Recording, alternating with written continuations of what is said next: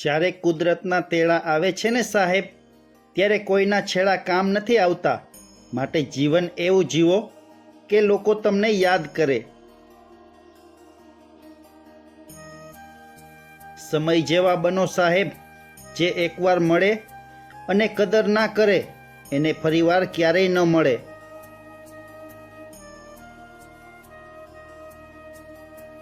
સૂર્યોદય અને સૂર્યાસ્ત શીખવાડે છે કે જીવનમાં કશું કાયમી નથી હોતું સાહેબ. તેથી હંમેશા ખુશ રહો અને જીવનની સફરનો સંપૂર્ણ આનંદ માણો. મૂર્ખાઓ પાસેથી વખાણ સાંભળવાને સાહેબ, એના કરતાં બુદ્ધિશાળી વ્યક્તિ હોય તેનો ઠપકો સાંભળવો વધારે સારો. બધું પરફેક્ટ ના હોય તો ચાલશે મારા વાલા, બસ રિયલ હોવું જોઈએ.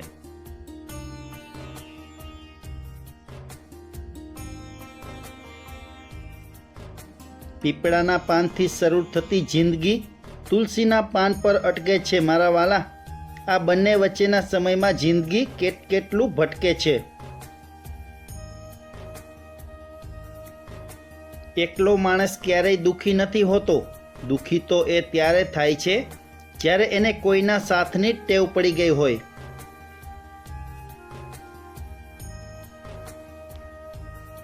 સારા કર્મ કરવાથી સરવાળો થાય, પણ જ્યારે કોઈના અંતરથી આશીર્વાદ મળે ત્યારે એનો ગુણાકાર થાય, જેને દુનિયા નસીબ કહે છે. વિશ્વાસ રાખજો એવું કહેવાનું ના હોય, સામેની વ્યક્તિ વિશ્વાસ કરી બેસે એવું કામ કરવાનું હોય.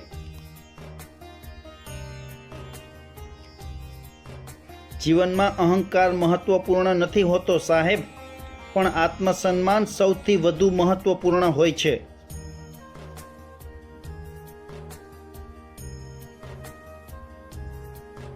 નવું નવું તો બધું સારું જ લાગે સાહેબ. હકીકતની ખબર તો જૂનું થયા પછી પડે, ભલે વસ્તુ હોય કે વ્યક્તિ. કેટલાક લોકો તમને ખાલી એટલા માટે નફરત કરવા લાગે છે સાહેબ, કેમ કે તમારી સ્પષ્ટ અને સાચી વાતો તેમને કડવી લાગે છે.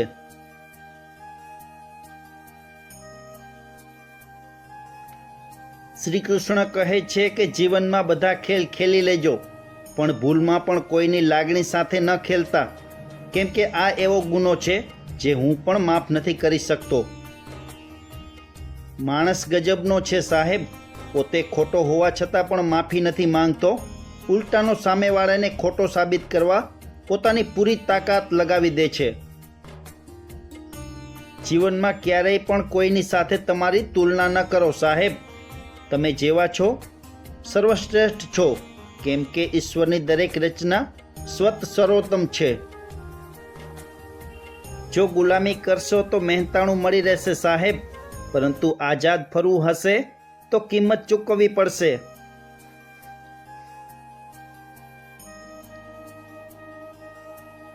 તમારી યાદો જેટલી જૂની થતી જાય છે ને સાહેબ, એટલી જ એ ઘટાદાર થતી જાય છે.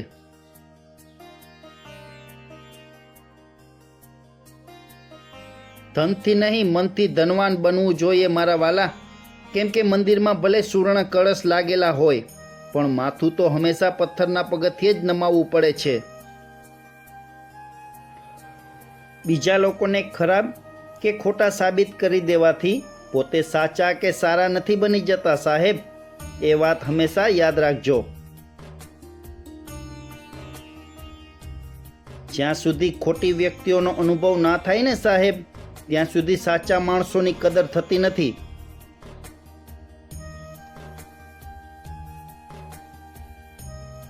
જે સમજે છે તેની સાથે ટકી રહેજો મારા વાલા, પરંતુ જે ન સમજે ને એને સમજાવવામાં તમારો સમય ન બરબાદ કરશો. આદર કરવાવાળાને આવવા દેજો સાહેબ, અને પાવર કરવાવાળાને પડતા મૂકજો, પછી ભલે તે પોતાના હોય કે પારકા.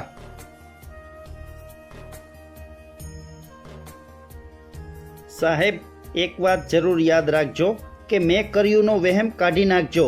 તમે કંઈ નથી કર્યું, તમારી પાસે ઈશ્વરે બધું જ કરાવ્યું છે.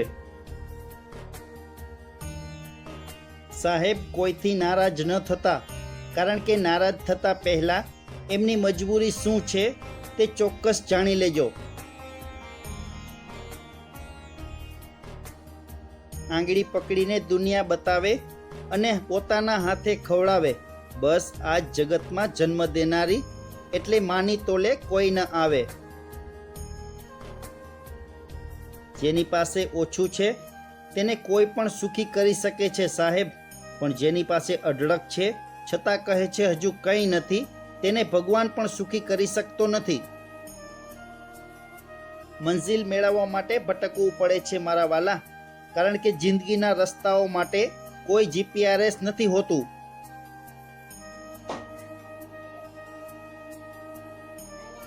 સાહેબ પગરખા પહેરવેશ અને પરિચિતો જો વારંવાર દુખી કરે તો સમજી લેવું કે આપણા માપના નથી.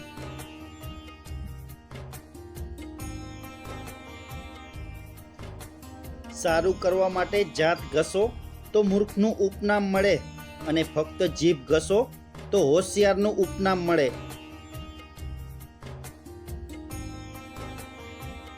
પોતાને બધા ઓળખે એવું તો બધા ઈચ્છે છે, પણ પોતાને કોઈ ઓળખી જાય એ માણસને પોસાતું નથી.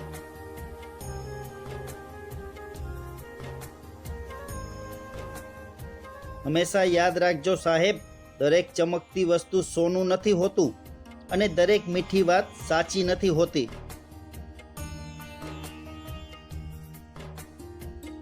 સાહેબ ખામી અને ખૂબી બધામાં હોય છે, પણ કોતરશો તો મૂર્તિ બનશે અને ખોતરશો તો ખાડો થશે. આજનો અમારો વિડીયો તમને કેવો લાગ્યો? વિડીયો પસંદ આવ્યો હોય તો જરૂરથી લાઈક, શેર અને સબસ્ક્રાઈબ કરજો.